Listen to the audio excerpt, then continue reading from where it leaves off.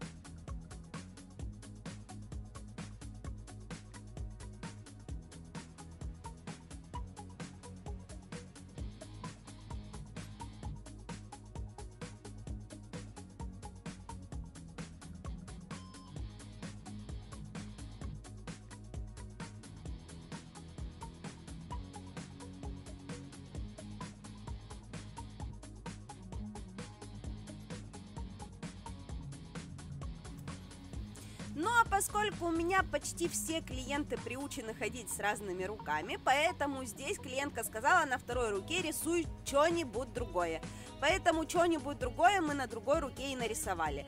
То есть здесь у нас наш элемент состоит из вот таких вот дуг. Те же самые тонкие линии, та же самая имитация стемпинга, но при этом элементы мы используем другие, получаем совершенно другой дизайн ногтей.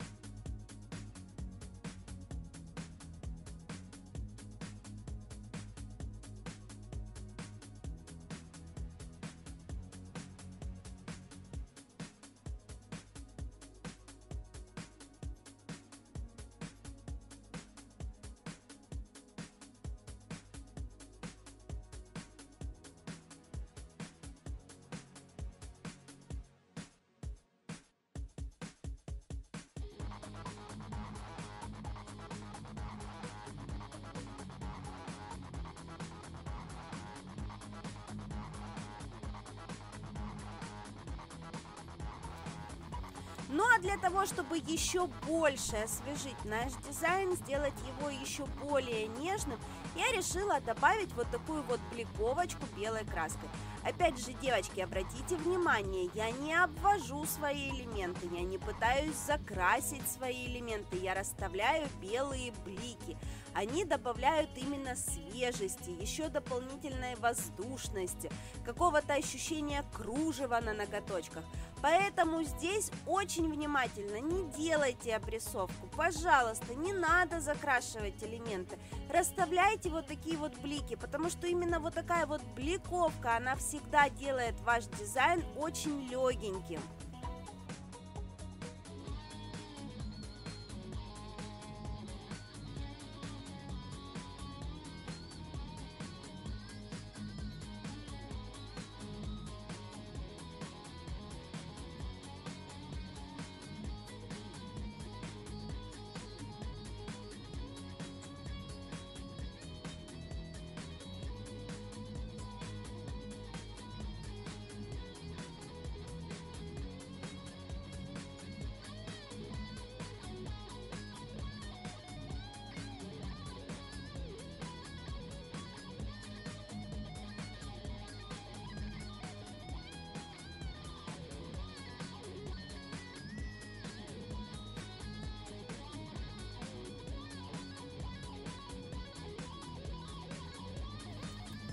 Ну и на втором пальчике повторяем те же самые движения, то есть расставляем такие же блики, дублируем наши точечки, добавляем еще каких-то белых точечек отдельно, то есть украшаем наш дизайн белым цветом.